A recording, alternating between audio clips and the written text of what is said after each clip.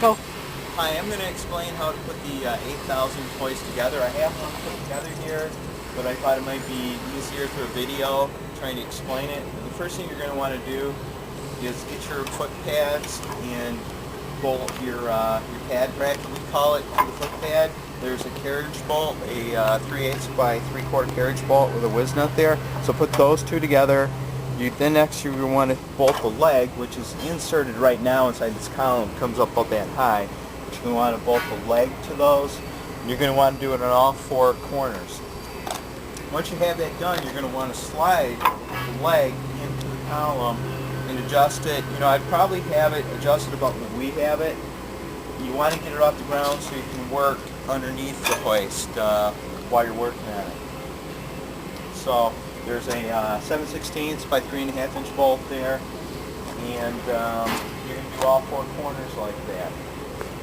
Next thing to do, you want to be able to bolt like the spreader we call it. This is a 2x6 beam, and there's an extrusion that comes out of this member here, and you slide it over the extrusion and drop two 3/8 by 6 inch bolts through there. This beam here is 119 long. It's a 2x6. This one here is a 2x6. It runs from front to back, and the hole spacing is a little bit different, so you cannot mix those up with that there. I'm not sure on the length, but check it here. This is 136 long. After you have that done, what you're going to want to do is, there's some bottom plates here. They're a stainless bottom plate. Those get bolted on, and they bolt right to the bolts that go through this spreader beam here, and leave everything loose at this point. And when you have those stainless plates on, you're going to want to tram the hoist. You're going to want to measure from corner to corner, and you're going to want to make sure it's an even measurement. You know, get the thing square. And after you do, go ahead and tighten it up. The next thing to do is you're going to want blocks. You could use your bunks if you want to, but you need somehow to lay the carriage level when you're building it. And you're going to want to take the twin beam here, twin beam there, and you can't put them on wrong. You could, but it's not going to fit. But that end of the twin beam has extra holes into it for the pulley bracket. This one doesn't, and it only goes on one way. But you're going to want to set these in place. You're going to want to bolt your front to back members in between both of them, and kind of make sure everything's somewhat square there. You've got your plastic guide plates that go on top with a bolt and washer. Those are a, looks like they're a 3/8. They're a 7/16 by 1 bolt. And make sure you get the washers on top there too. After you get all this bolted up tight, you're going to want to, this should come assembled here, the unit. And you're going to want to probably have a couple people and a ladder and bolt.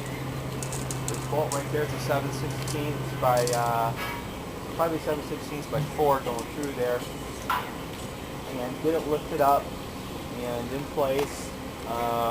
You could do this before that too if you wanted to with these stabilizer arms, we call them, need to be bolted in place. There's a this is probably a 3/8 by or 7/16 by 4 bolt, and then there's some 3/4 by 2 3/4 bolts down here bolted at the bottom. They help keep the hoist. We'll have to edit that out there. But anyways, that's pretty much how it all goes together. The motor, I believe, will be bolted.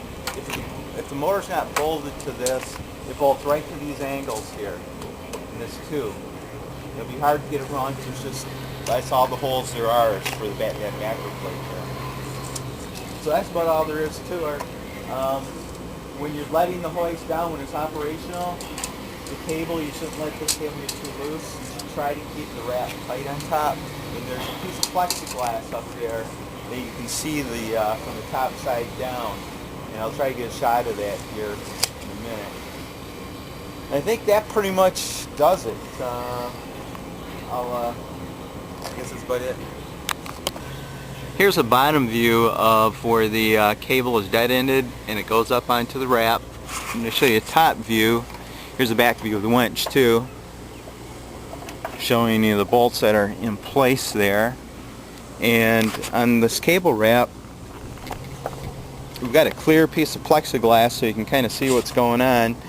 But you can see the wraps there, and as it brings the hoist up higher, you're going to have more wraps here. But the idea is the plexiglass, you can kind of see what's going on with the cable wrap. But we keep it fairly tight so the cable won't jump over the cable wrap. See how we got the bearings bolted down there? Got a 5/8